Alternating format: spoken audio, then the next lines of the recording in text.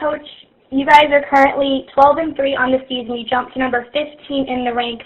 What would you say goes into your team's strength?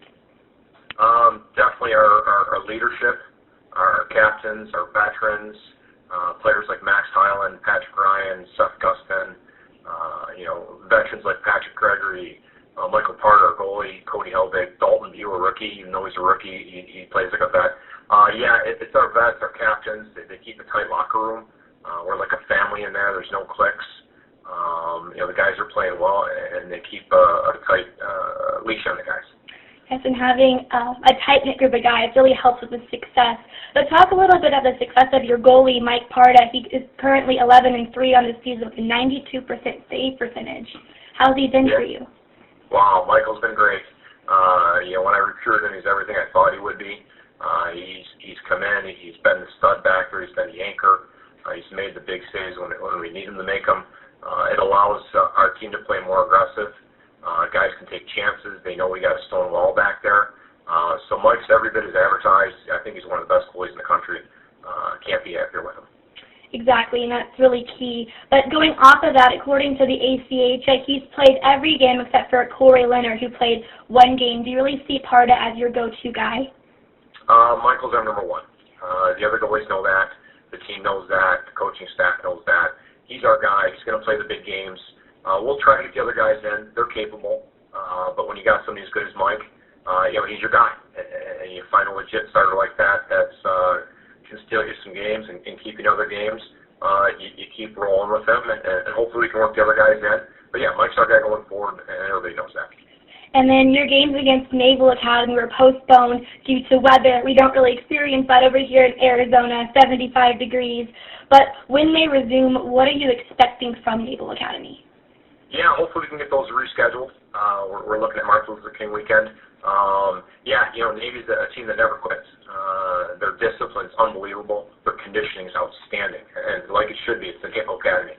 So those things, are expected. We've got to play discipline with them. We can't try to run and gun with them and try to outskate them. We normally wear teams down.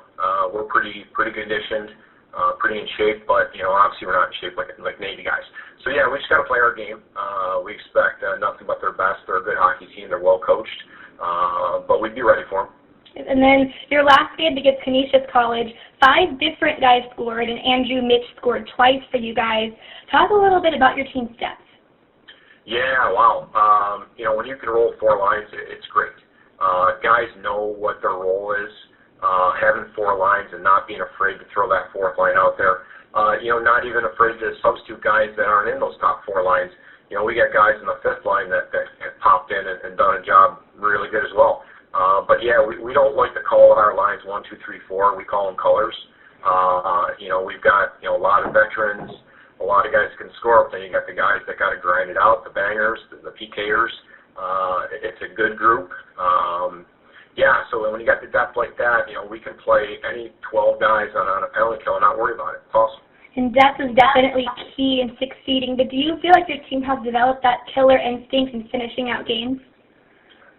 More than in the past. It's one of those things in the past we've let off the gas a little bit, and teams have kind of sneaked back into it, and they're like, okay, we got to buckle down again. Our guys are finally taking pride this year in playing 60 minutes of hockey, and nobody can play full 60, but we try to play as much close to 60 as we can, and guys have finally realized that they can't take shifts off. One line, say the 4th line goes out and plays an unbelievable shift and controls the momentum for 45 seconds, well, the next shift thinks they have to outdo them. So it's almost like a mini competition. It's great, and all lines feed off of each other. Do they talk about that mini competition after the game?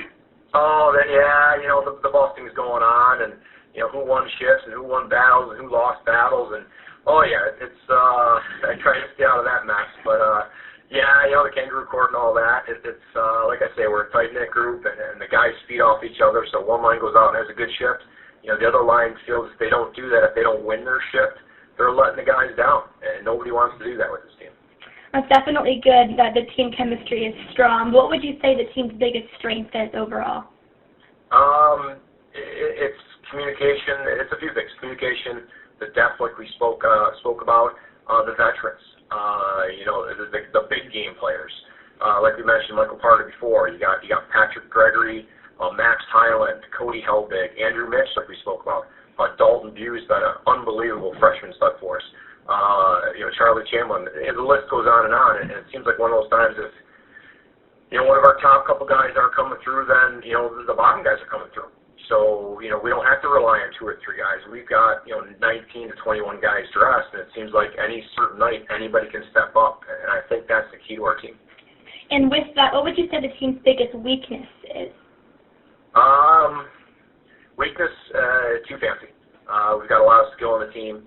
These guys will try to make that extra toe drag or that extra backhand sauce backdoor instead of just sniping it. We got some guys who can really fire the buck on this team. You get in the paint, you get in the crease area. These guys can snipe, but they want to make that ESPN highlight pass and go for the pretty goal. And a lot of times you've been following hockey, it's the dirty goals, the tips, the rebounds. That's what wins you a lot of games. So a lot of times you got to tell the guys, don't worry about that. Just get dirty, get in the grit, take the shots, and put the fancy stuff away and get back to old-time hockey. Oh, yeah, rebounds are definitely key, especially in this league. But now that it's the second half of the year with nationals coming up, are you changing your focus a little bit? Not at all. It's one game at a time. We've got Rhode Island next weekend. I think they're ranked 10th in the country. We're not even thinking about Saturday. We're thinking about Friday. I'm not worried about playoffs. I'm not worried about nationals, second semester. Right now our focus is on Rhode Island next weekend. And like I say, it's Friday, the next game. One game at a time, that's all we're thinking about right now. And Rhode Island are definitely a bigger, more physical team. How are you preparing to face them? Joe does a great job at Rhode Island. It's a well-coached team, well-disciplined team. They're a very talented team. Last year we swept them in our barn. The year before that we split in their barn. I expect to go there and have 2 great games. Hopefully our aggressiveness and our talent prevail 2 victories. We just got to play our game. We're going to dictate the game. That's our one focus this year. Is in years past, we've come on out and we've tried to make game plan adjustments to what the other team's strengths are. What are we going to do? Are we going to play a trap? Are we going to play this? A 1-2-2? No, we're not doing much of that this year. We're playing our game. We want to dictate our style of hockey, make the other team adjust, and it's been working out for us. So you would say that you plan for each different team the same way, just focus on yourself? Every good coaching staff will scout a team. They'll see what their power play is, what their tendencies are. You might tweak it. We don't really change our breakup very much. We don't change our defensive zone very much. We might change a few little things, depending on what they have. Like when we played Arizona State, we had to make some adjustments there. They're the number 1 team in the country. Obviously, you're going to do that. And you just got to tinker with it a little bit, but you don't want to leave too much to your game. Like I say, we want to play our game. We want to make sure we dictate the way the game's played. All right. Well, thank you so much, Coach. Yeah, it's been a pleasure. Have a good night.